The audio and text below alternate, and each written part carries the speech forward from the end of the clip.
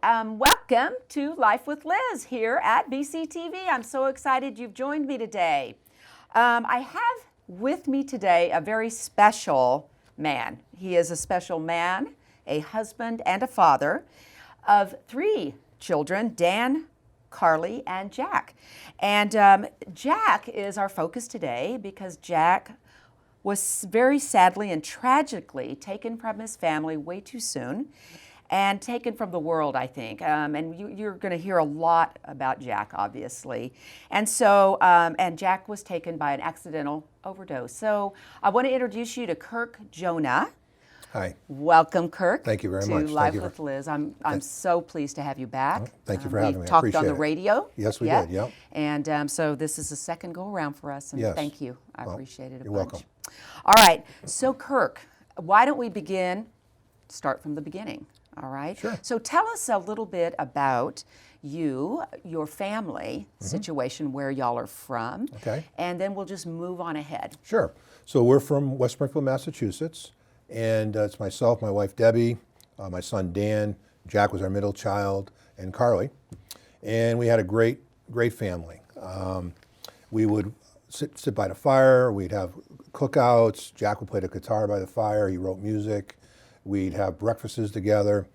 We would watch Friends episodes over and over again, and we just did a lot of things together as a family. We went to football games. We went to hikes. We did a lot of hiking together as a family. We abut 3,000 acres of watershed, and so we spent countless times as a family hiking, and there's a big lake back there, and we used to call ourselves the Jonah team. And is that right? Oh yeah, we're the Jonah team. And one day on August 6th, 2016, I received a phone call. And it was a friend of mine, police officer. He said, "Can you come home?" I said, "Sure." So I came home, and I figured the alarm went off, and I had to come and take care of it. And he told me that they found Jack, he accidentally overdosed on heroin. That was April 6, 2016. That was 3 years, 10 months, and 22 days ago. Oh, my heavens. Now, does your wife work? Was she at home? She's a homemaker, Yes. and she was out that day. I had to get up and go to a doctor's appointment, and she went out and she had some errands to run. Sure. And then I'm the one that got home first. Okay. And there's multiple police officers because it's a crime scene, so you're not allowed into the scene. And they had officers at the stairwells, so we couldn't go to his room. And at that point, I had to start making phone calls. And my son was playing football at UMass. I had to call his coach, have him come home, family members, and then people started coming, and we're waiting for the coroner to show up and do their thing. And so while this was going on, I thought about my daughter. She's in high school, and now people are texting. And it's the word's getting out what's going on. Police cars all over the street. I said, "Oh my gosh, my daughter's in high school. What happens if she finds out?" So I immediately called the school. They had her come down to to one of the offices, and I came in and I shared with her that she lost her brother. And so that's kind of the events of the day. Oh, my heavens. Okay. All right. So just to back up just a tad then, so tell us, hone in on Jack. Sure. A little bit more. Sure. We started with the whole family, which Yep. that's kind of the way I like starting. But let's now hone in on Jack. Sure. Okay. Jack was a really, really neat young man. He was a great artist. And before he became an artist, he did a lot of things. So as Jack was growing up, we could see that he would like to play on keyboards. And we had an offer at church that they wanted a youth choir. And of course, Jack raised his hand, and he went up and he wanted to be in the youth choir and sing. And then he would go over to the organ, and he would start fiddling around with the organ. Next thing you know, Jack played the organ at a Christmas event as a really young man. Wow. And then from there, he just started playing the guitar. He started playing. So I went out and we bought him a nice electric piano. He thought it was one of the greatest. When I brought him into this piano place to pick out a piano, he was running around. He was so excited, and he would play. One time I'm watching baseball, And in the baseball, he's sitting there with me, and Jack would never watch baseball with me, and he's sitting with me, and I'm wondering what's going on. Then he goes into the room. We have a piano, guitars, and all of a sudden I hear him fiddling around. And he comes back out and he sits with me, and he goes back in. And the time goes by. All of a sudden I hear did. He's playing, and I go. He goes, Dad. He goes da. And I go, charge. So he heard it. He heard it on the baseball. My took it, goodness. went in, and that was the way Jack was. He was fiercely loyal to his friends and his family.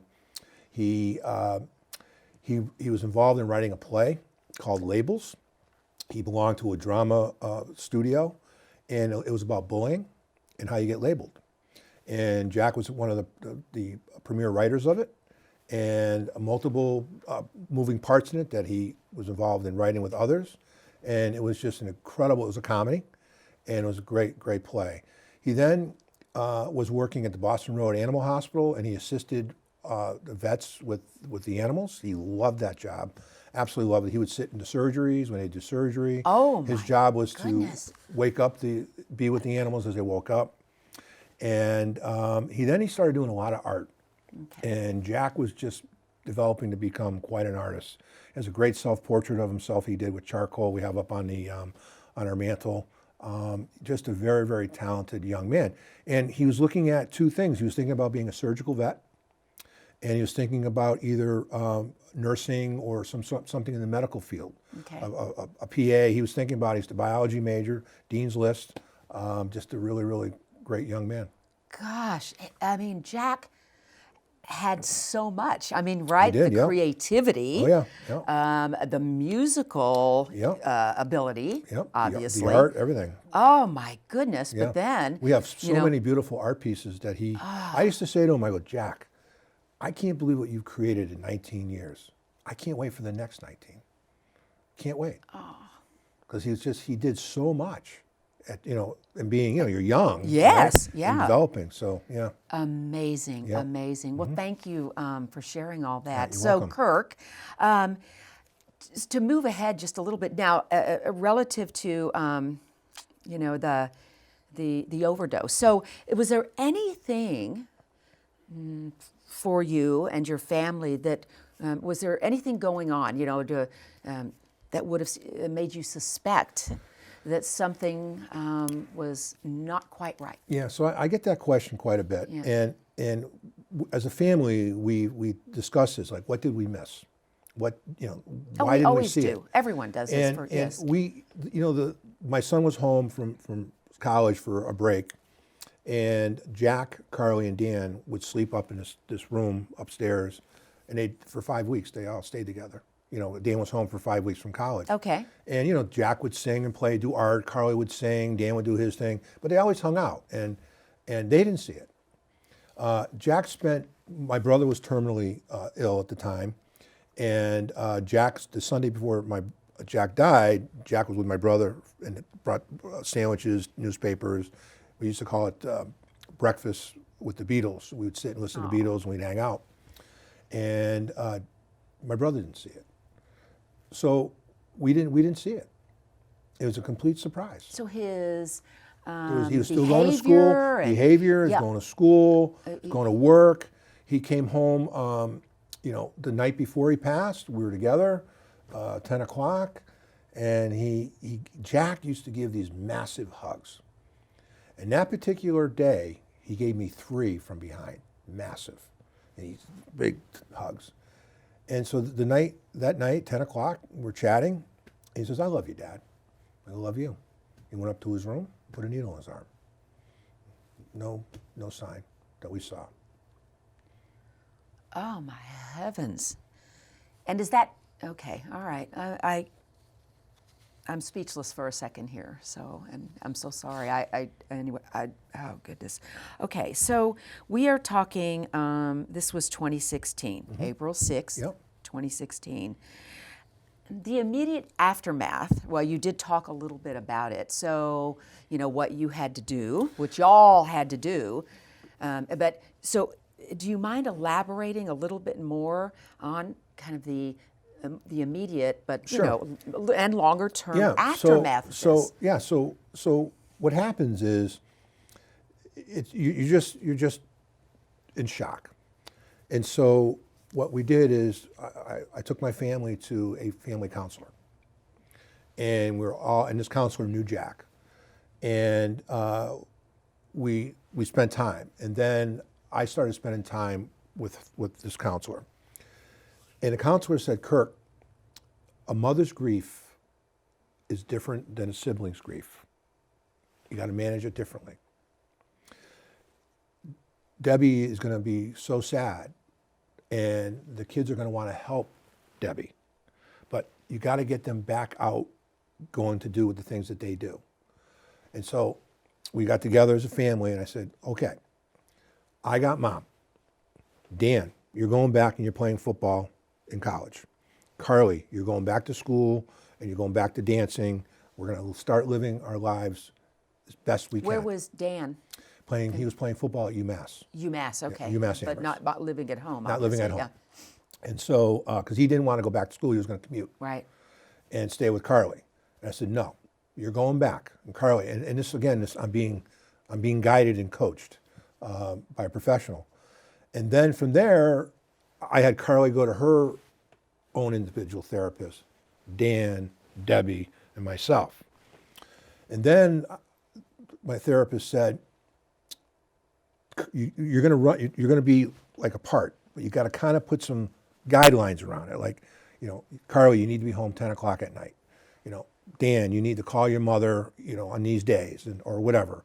Put some guidelines around. Yeah, some structure, right? Some structure. Yeah. Because, we used to have our Sundays was the entire family. Yeah. We used to go for a hike, come back. We'd all cook together, Yep. have a big fire, and we'd watch a movie, and now it's gone.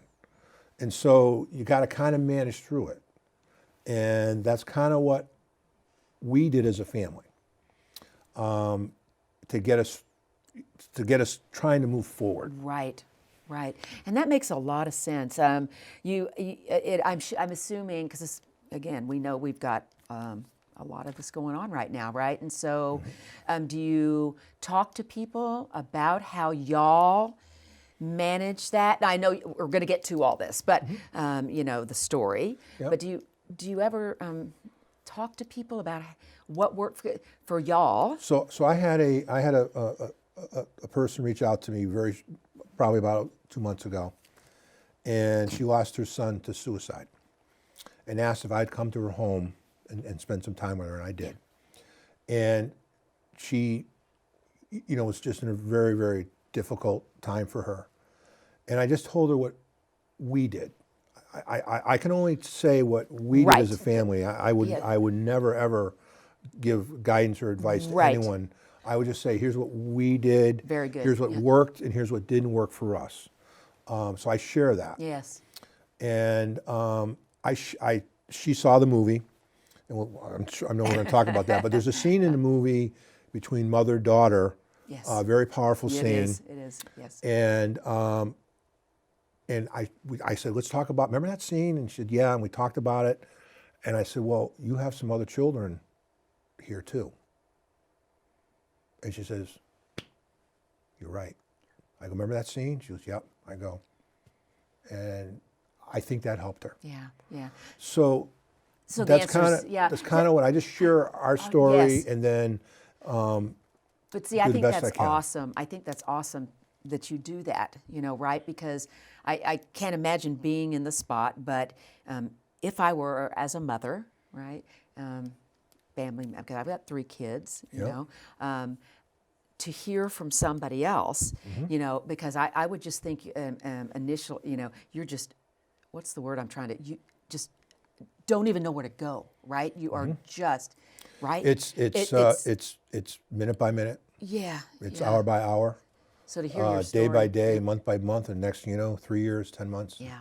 22 days have passed. Yeah. So thank you for sharing that as well. So, all right, so moving further ahead. Sure. All right, so you, and we're going to talk about the movie, we're going to talk, more. Yep. You yourself moved ahead, your entire family did, but you say at some point you felt Jack's presence. I did. Okay. Yes, I did. Now, do you mind No, sure. I'm sharing a happy to little bit about sure. that and moving ahead? Yeah. from- So I wasn't sleeping, Okay. and I was really struggling with sleeping, and I was busy, with activity, things that in my life, and a person came to me and said, "Kirk, that's God and Jack coming to you. Let them in. Open up. Accept them." I said, "Okay." And so all of a sudden, I started getting flooded with stuff like, "Dad, you got to start speaking. You got to share our story. Dad, we got to do something, for others who are in the same situation. Dad, we can't let other children go through the same thing I did. Let's not let people make the same mistake." And it just kept coming at me. And so How long down the road are we here? probably about, ish, I would yeah. say, a good year and a half. Okay. A Just good trying year to- and a half. Because what happened was a superintendent of schools of West Springfield came to me and said, "Kirk, would you be willing to speak at an event called Hidden in Plain Sight?" And what it was is it was a mock-up teenager's room at a mall, like in the main lobby of the mall, big mall in our area. And I said, "Sure." So I went and I spoke. First time I've ever spoken. And there was multiple police chiefs there and lots of people there. And I shared some stories. And I shared some stories of what recovering addicts have shared with me. And we talked about the room. And I said, "But we got to talk about the backpack." And what do you mean? I said, "Well, the backpack is what these kids do. They carry it everywhere they go with them. They don't leave their paraphernalia usually in a room. It's in their backpack." And two recovering addicts that have shared with me that's where they kept their. And then all of a sudden that triggered everyone in the room going, "I never thought of that." Yeah. And next thing I know, I was asked to speak again and again. And so then Jack's coming to me saying, "Dad, you got to change your speech. It's too negative. You got to share our story, but let's talk about those that are, they're in recovery from the addiction." So I said, "Okay." So I started interviewing multiple recovered addicts, and then I started sharing their stories when I spoke, and then it just started evolving. And then Jack would come to me and say, "Dad, you need to think about doing events that can bring lots of people together. Dad, you need to start getting into schools and talking and educating." And so it just kept evolving, and Wow. it's constantly evolving. And then I'll say, "Okay, I'll shut down. I'm done," and then I will process. I don't think you've been done. You've been Next at day. this for quite, So. yeah. So, wow. Yeah. So, all right. Yep.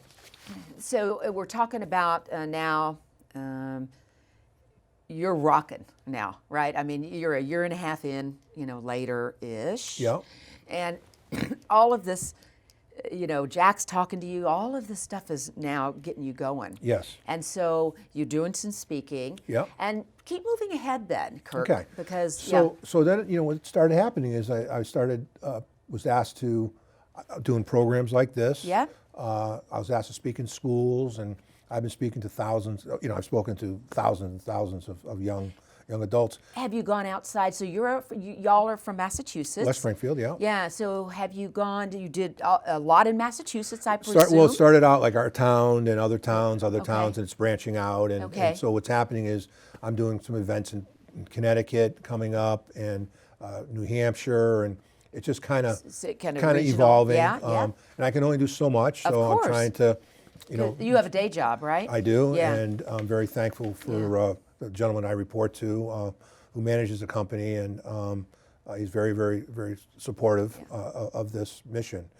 But so yeah, it just kind of evolved, and I'll be out speaking, and then what will happen is I'll get asked questions, and by these young adults, and I had one young lady come up to me after I spoke and say, "Kirk, I have a friend that's doing opioids.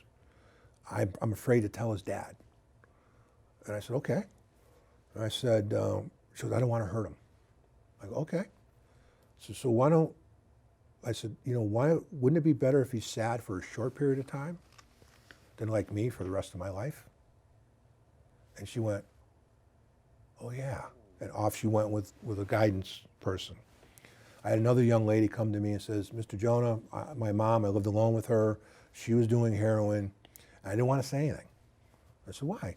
She said, because I didn't want to be taken from my home. Oh, my. And I said, okay. And she goes, she's since passed. I said, all right. And I said, well, are you getting any professional help? She said, no. I said, well, I'm 59 and I'm getting professional help. Don't you think might be helpful to you? She says, you think so? I said, yeah. She goes, okay. And off she went. So these types of things then kind of get into my talks, and it just keeps evolving. My goodness. So your talks are at schools. Where else do you Schools, speak? I did a gala, 600 people, keynote speaker at that. That was raising funds for an opioid addiction recovery center. Okay. I spoke, and so just multiple. Yeah, I've done venues. I was just curious. like I have now with the movie. They're doing a movie, and I'm speaking after the movie. So Okay. they're starting to do that in schools. Some schools are making it where it's mandatory, and all the kids watch the movie, and then I'll speak after and just answer questions. Okay. I've done mostly communities events where it's a lot of people in the community come. And sometimes I'll just speak. Sometimes we'll do the movie and I'll Gotcha. speak. Okay. It depends on Yes. time and what Okay. people want. All right. Very but good. it's just evolved and to I'm here. Absolutely, absolutely. Okay, so, all right, so, and it's so easy, I know, to jump to the movie, and it's sort of a cliffhanger for folks here because Yep. it's really really amazing. But I want to keep on. Sure. So you've got. So Jack. So if I may. Yes, go. So then Yeah. Jack came to me and says, "Dad, you gotta create a foundation, There you go. something." Yeah. And my brother, my brother passed shortly thereafter that Jack passed, and he was a very, very great businessman and very wise. So I know he's speaking to me as well. And they said, "You got to do a foundation." I'm like, I know nothing. I don't know how to do that. Right. And so I'm looking at doing all right, why don't we do a nonprofit? And we're looking into it. Let's do a 501c3 IRS approved nonprofit. I don't know how to do that. Well, so I'm trying to figure it out, talking to accountants, talking to attorneys, time's going by, and I'm hitting some golf balls before a match. And a guy walks up to me, and I know him from playing in the league, and says, "Hey, Jonah, I hear you're trying to set up a 501c3. I said, "Yeah." He goes, "I know how to do that. No problem." I go, "Okay." And boom, done. He got me an accountant, 501c3, did all the paperwork. Right. And Jack Jonah Foundation was what the name was. We got a website, jackjonahfoundation.com. It all just kind of boom, came together. And that was December of 2018. And in March of 2019, not even a year ago, I received a letter from the IRS that we're an approved nonprofit 501c3. That's incredible. And that all got done literally probably in, I don't know, talking about it in September, and it became a reality in December. Wow. Yeah. That's something. And so along with that then, the walk. Yeah, so the Jack Jonah walk, right. So Jack's like, again, it's coming into me. We need to do an event. We did an event. So kind of thought about, let's do a run. And then it's like, no, a walk. I'm like, why? He goes, as more people can participate. We want kids, we want families, we want sports teams, educators. Okay. And Ashley Reservoir. So Ashley Reservoir is behind our home abuts it, and we've walked it so many times as a family back to our home that we decided to have it there and call it Jack's Walk. And the purpose of the walk is really to do three things. Honor those that have passed and their loved ones, educate our young adults in our communities on the opioid crisis, and support those who are fighting the fight every day of addiction. So honor, educate, support. So with the walk, and the main, think about the walk, there's walks for all sorts of things, right? Sure there is, yeah. But is there a walk for people that have lost loved ones to I've opioid never, overdoses? Had you ever heard of that? I've never heard And so of I'm like, and Jack's like, you need to do something, Dad. I said, okay. And so this here brings, so then we said, all right, what are we going to, let's honor those that have passed. So we had 15 pictures along the walk in honor of name, their picture, year born, and year passed. And we had those placed along the walk. Wow. People came in groups supporting their loved one, wearing shirts, colors, something that pertained to their loved one that was special to them as a group and a family. And they would come. Very, very powerful, emotional. And so that is to honor. The educate was we had factoids along the way. Did you know? Did you know that if you give away your prescription, that's dealing? Things like that. Did you know in 2016, 42,000 people died of opioid overdoses in the United States? Right.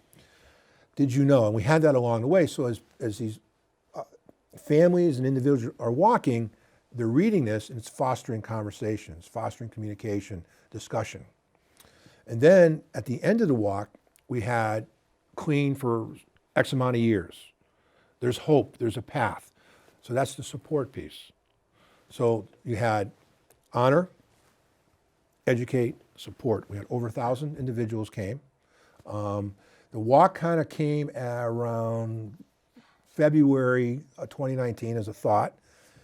I have an incredible group of friends, lifelong friends.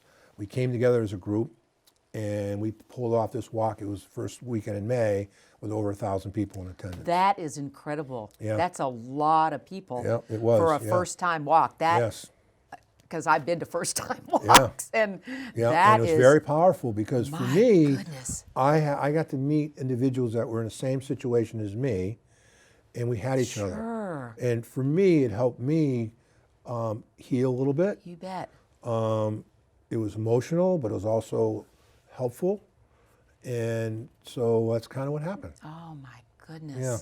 So that's the first. Are we going to see a second annual? Yeah, we have, the walk is scheduled for May 9th of this year. Okay. And same place, Ashley Reservoir, and information on the walk will be posted soon I looked on our website. Yep, it's not there yet. right now. Yeah, we'll but get it there. Website, Jack Jonah Foundation. Yep, JackJonahFoundation.com. Yep. Okay. Yep. Because I looked at because I was going. It's not there yeah. yet. We will. Yeah. I know it we'll- said coming. It's coming soon. Yes, Right. yes, so we got it. okay. Yep. All right. So we've got the foundation. We've got the walk. Are Mm-hmm. you ready to move to the movie? Sure. So at the walk, one of my lifelong best friends, Mike Turville, came up to me and he said, "Hey Kirk, can I come to your house on Monday?" The walk was on a Saturday. I said, he goes, "I want to talk to you about something, but not now." I said, "Sure, okay."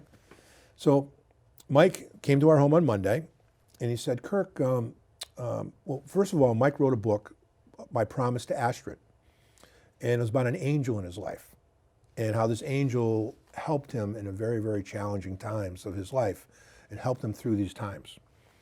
And he did that, and the next thing you know, a Christian-based movie, a production company called JC Films,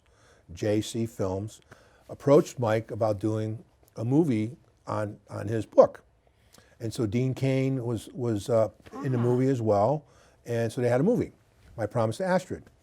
So Mike comes to my house and said, "Kirk, I've been speaking to Jason Campbell of JC Films, the director Gary Vincent, and they would be interested in doing a film. And possibly Dean Cain would be interested as well, if you're interested." So I said, "Well, what's it going to be on?" And we talked about Jack Jonah and what happened with our family and things like that. Mm-hmm. I said, "Well, it's not my decision." I said, "It's decision of the family, because it's going to bring out some things that we're going to relive." So we got together as a family. We talked through bullet points, things, and Mike had it all written up. And my son Dan's like, "Dad, I'm in. This is bigger than us." And my daughter's like, "I'm in." And my wife, I looked at her and she says, "Yes." She goes, "This is much bigger than us. This is about saving lives. If we can save one life, let's do it." I said, "Okay." Next thing you know, we're on a call with the producer and a director, and then next thing you know, they fly up, they're at our home, they come to our home, we spend time together, And the producer says, I need somebody that knows Jack the best, that I can talk to when we're doing the script. And Carly raised her hand. That's me. Oh, my I was Jack's best friend. goodness. So he goes, okay, Carly. How old's Carly? And then how old was she then? When Jack passed, she was 17. Okay. And so this was last year, so she was 20. 20. Wow. Yep. Very strong girl, Yep, because, whoa. Yep. And so we're writing the script, and you go back and forth multiple times, characters, changes, because it's not a biography and it's not a chronicle. It's a movie. Right. It's based on a lot of true things, but it's also a movie. There's a lot of moving parts. There's things that we're trying to get out in the movie, and so now we're going through that, and Carly, and the producer and the director are on the phone constantly, and so finally we get a script, and then the editor, and then we finally agree on a script, and then we got to say, all right, we need to do a casting call, and we're going to film everything locally in our area. So rather than do it down at their studio in West Virginia, they decided to do it up in where I live, in our area. So our church, our library, everything, our restaurants, and so we needed at least 300 extras. So we did a casting call, and we had it went from 9 to 4, and we had tons of people, and we had 3 rooms, and you had eight people waiting to do their read a part of the script that they chose, and you had that going on. And did you know a lot of these people, or you said no? These were just y'all. Somehow they get the notice out that you. The notice goes out, Facebook, papers, website. Okay. I mean, so these weren't necessarily no. folks My friends all volunteered to help with it. Because there are folks there are actors in the movie that they're all that you know though. No, the main actors, but there's extras, right? Right. The extras are those that I did know, but a lot of them are volunteers or people I did not know. Okay. And so when they're going through the audition, what we found was the reason why, and we say, why do you want to be part of this movie? They say, well, this directly impacted my life, and let me share that with you.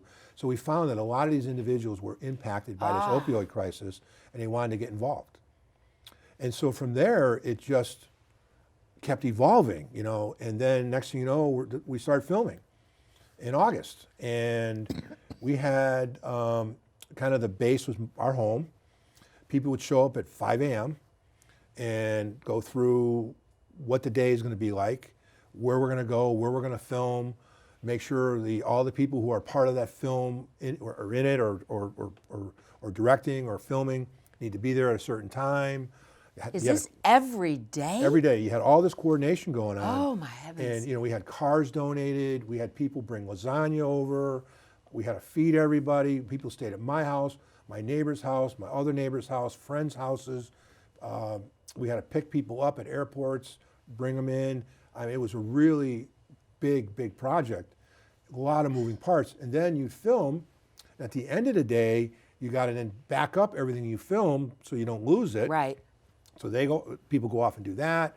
We debrief. Okay, what do we need to redo? It started raining. We had to stop. Now we got to go back to that spot, in 2 days. Wow. And it's just a huge investment. Yeah. Just a personal investment. It was absolutely, and really the amount of volunteers that came forward, it was absolutely incredible.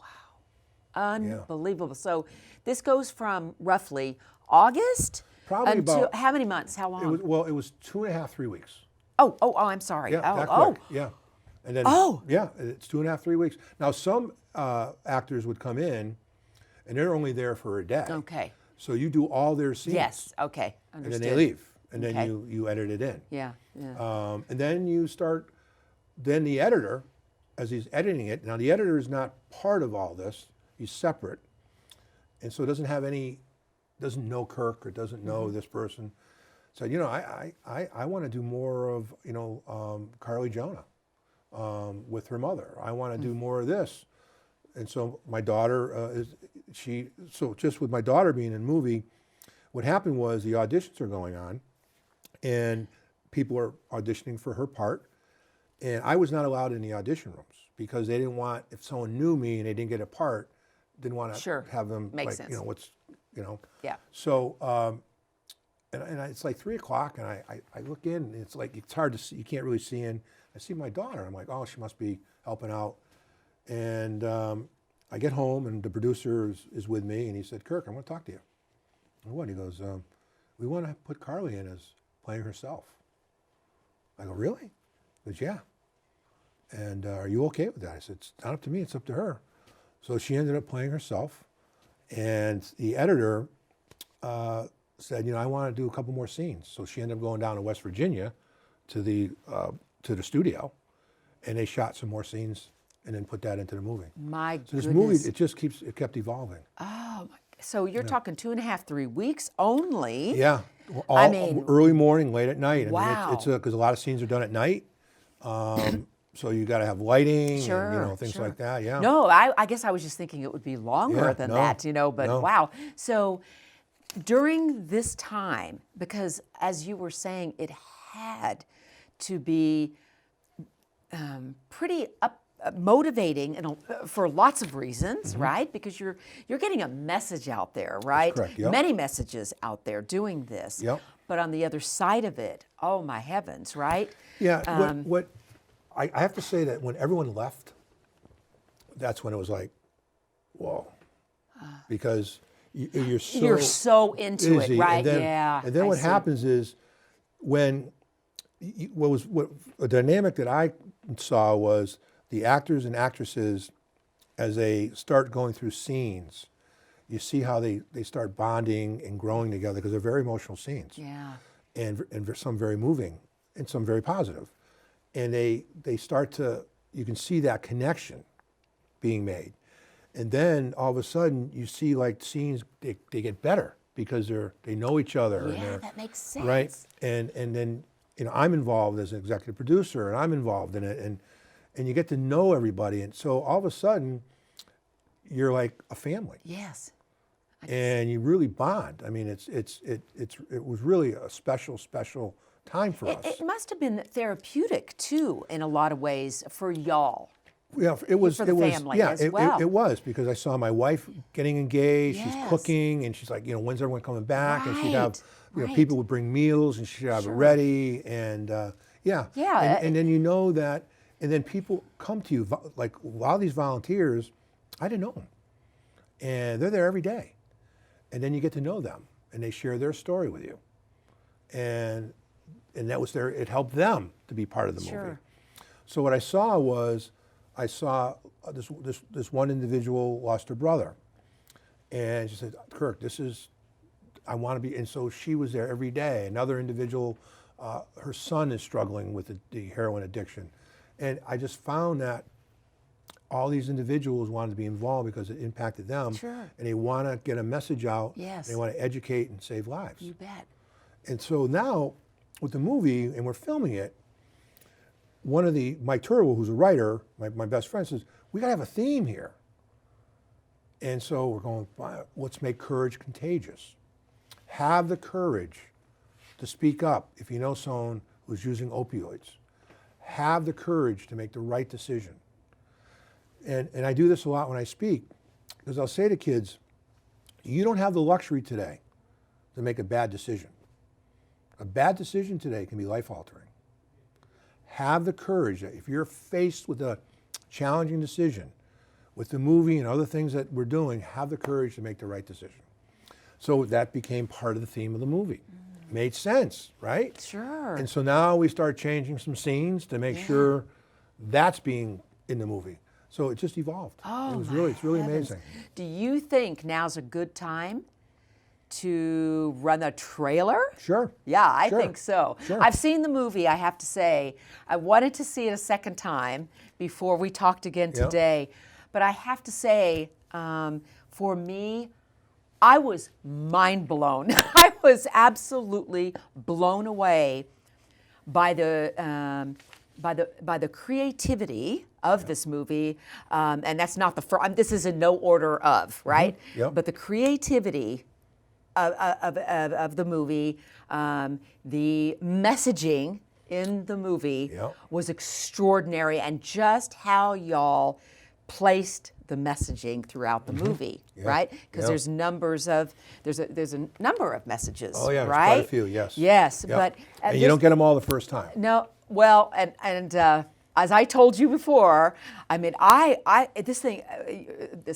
sorry, the movie ends, and I am just, you know.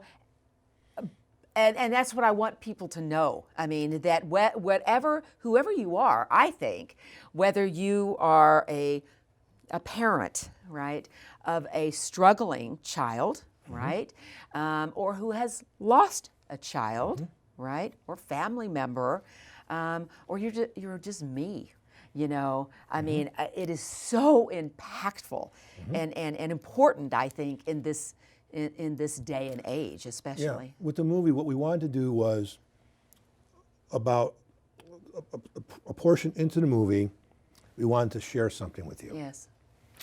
And you're like, whoa. And then we share things, and then at the end of the movie, bam. Yeah. And since the movie has come out, and I've been traveling, and what we're doing, a lot of people are doing is they're doing the movie and they ask me to speak after, as I mentioned before. Right. People will say to me, there's those 2 times where like, wow. And then they'll pick up a certain thing that really that's personal to them, Yes. that they latched onto, and everyone Yes. has a different I think different part. so. That's what I would absolutely. Okay, so if we can run Sure. the trailer, we're going to go for that right now. All righty? Okay. Headquarters, this is District 6. I need a detective, supervisor, and possible 040. Paramedics are on scene. Yeah, you talk to the supervisor, let him know it's one of ours down here. Who is it? Is it my daughter? No, it's no. Let me look. Just let me look. Is that my daughter?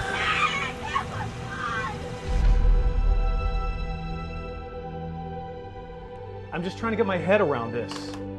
How does it get from here's this drug to using? Dad! I mean it. I want to know. No, I know. It's crazy, because I feel like I just met you, but I didn't meet you because I just met you, but it feels like I met you. That's what it feels like. Nice to meet you, Abby. Charlie! Charlie! Charlie! Is this when Jack comes to talk to you? You haven't talked to him? No, not yet. Who's it? I just don't know who I am anymore, or why I'm here, really. I just wish I could see him one more time. Dad, is he up there? He's not up there, Dad. It's almost like a home. Just for us. You believe in angels?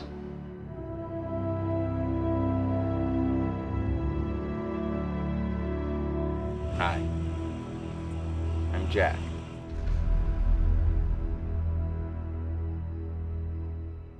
Very powerful. It is. Yeah. It is. And that just touches on it because Yes, it does. the movie, again, I just,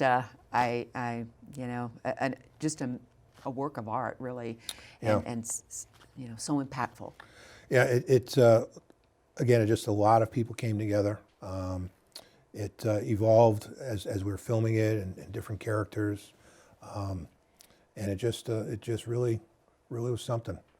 And I've gotten so much input from it. Where I had an addiction center, they do movies every Saturday. They played it, and the recovering addicts were so impressed with it that they sent me a list of questions about the movie. What about this? What Yes. about that? What about this? And then they started showing it at all their locations throughout New England. And I get people, emailing me, calling me, what about this part? What about that part? And I share it with them. Yeah. I share it with them. And I say, yeah, this is a true story. The name was changed. The person was changed. We change it up so that you don't know who they are. Right. But there are a lot of them are, they're all true events that happen. Right. Yep. So. Wow. Yeah. So folks can find this movie. Yep. How today? So it's Amazon Prime. Yep. So they picked it up probably about 2 weeks ago, 3 weeks ago. Gosh, congratulations, Yep. because that's Yeah. a big deal. Yeah, it is. And it's getting lots of viewing. You can stream it, Yep. or you can purchase the DVD. You can go to jackjonahfoundation.com, and you can buy the movie there. You can watch the trailer there. You can purchase DVD. You can stream it there as well. And those are really your two venues. We have other distribution that's going to be taking place in the near future. Stores, other venues, other streaming services that are going to pick it up. But eventually, we'll keep rolling it out. But most people are going on Amazon Prime Yeah, and yes. watching it. Yeah, that's and my it's point. getting a lot of viewing. That's A lot of viewing. Yeah, we're really we're pleased with the viewing, but we're more importantly, we're doing what Jack wants. Jack would want to save lives.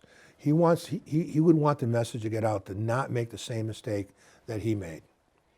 And again, the theme, make courage contagious. But in my speaking, in my travels, the majority of the individuals that have come to me and shared their personal stories with me, whether they're a recovering addict or they've lost somebody, it was due to taking an opioid prescription drug. That's how the majority of those who have spoken to me, that's how they started. They started with an injury, a medical procedure, whatever, and they took a Vicodin, a Percocet, something that is an opioid-based painkiller, and they became addicted to that.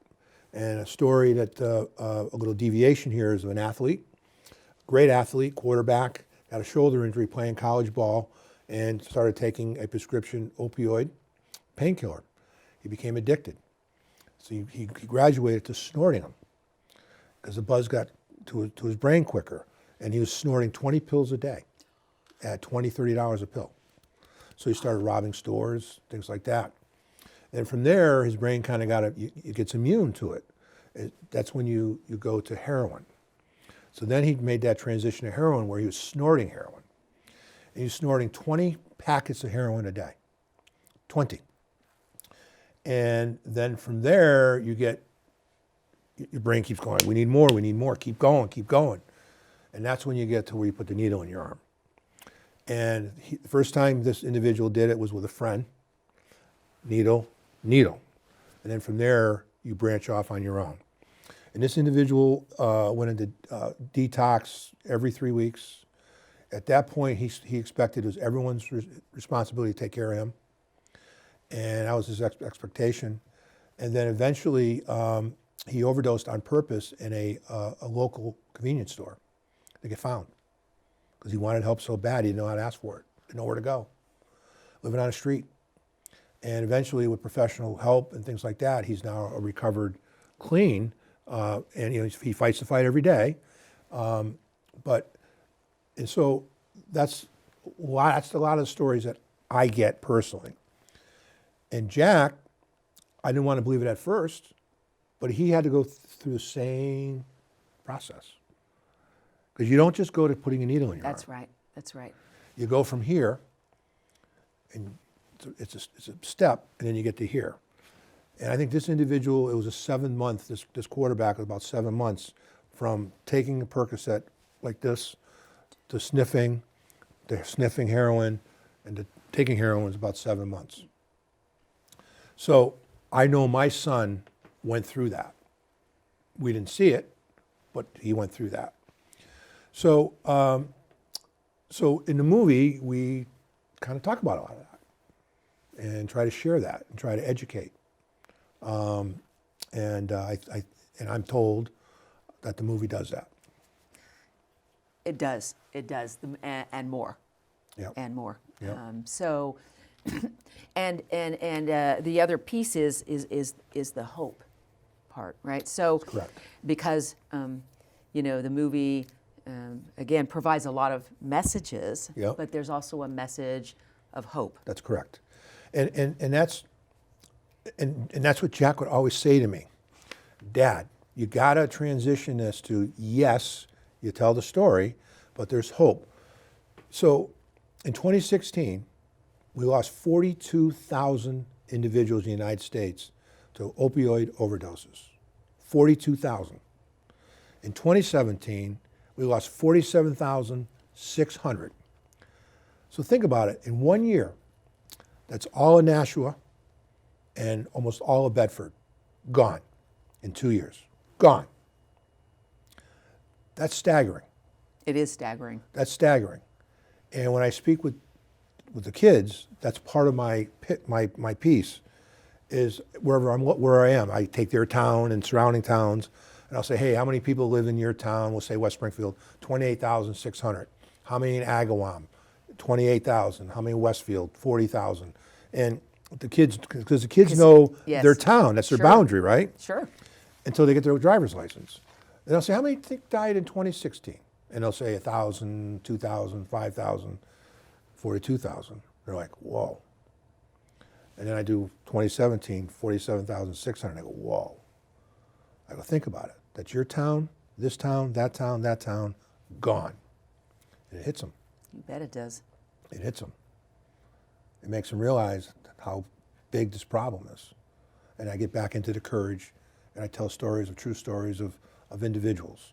And so the movie, we do the same thing. Right. We portray that. I'll tell a story of two brothers. Brother called mom, said, Mom, my brother's doing heroin. Mother goes, not our son. My son would never do heroin. You're not in our family.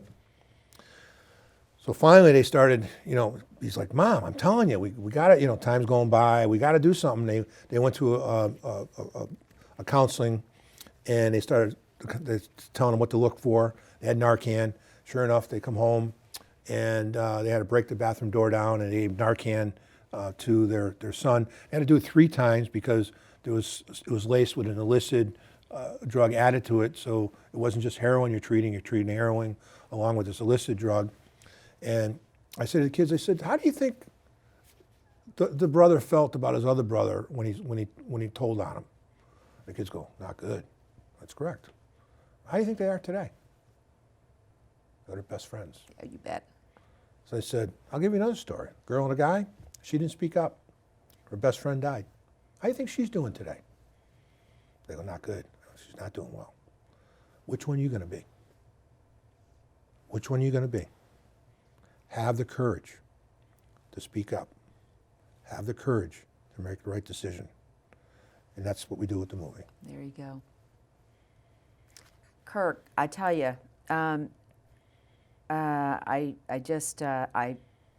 am so, I am speechless again. I'm trying to find the words, which I imagine many people have a problem with. But Yep. I'm so sorry.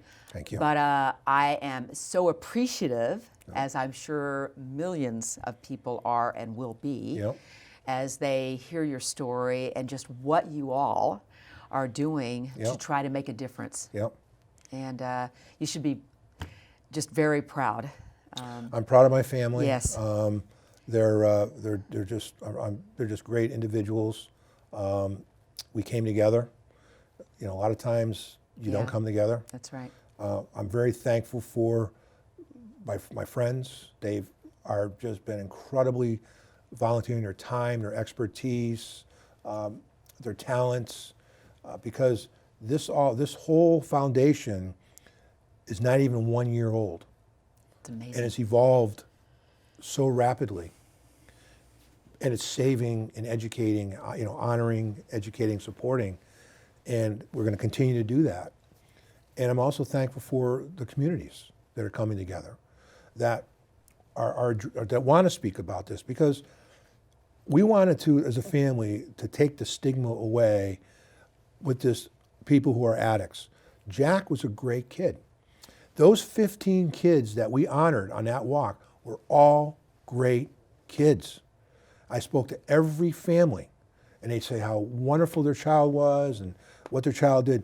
That heroin was a sliver of their life, and that addiction was a sliver of their life. The more we can get out in front of this, people say to me, Kirk, what do you think we should do with this here and that here? I go, all I can do is what we can do as a family, as a foundation, is get out there and educate. Get in front of this. And I'll speak to a group and I'll say, all right, how many people here have opioid prescription drugs at home? And I'll raise your hand. And a large group of the audience raises their hand. I go home, get rid of them, bring them down to a medical drop box and get rid of them. Get them out of your house. And you'll save lives. Yeah. So much here. I mean, so much here. So, again, folks can, I'm sorry, can find you, your foundation, the movie, all of this, where? JackJonahFoundation.com. Okay. JackJonahFoundation.com. It's all one all word. there, Yep. and it's all, Just type it in, it'll everything come we've right up. talked about Yep. is there. Yep. And there's ways to help, Yep. support, participate, right? It's all on the website. It's all there, and Yep. it is. Yep. So, I don't know, Bill, if we can just leave. I don't end today, and thank you again, with just posting, putting up Jack's photo.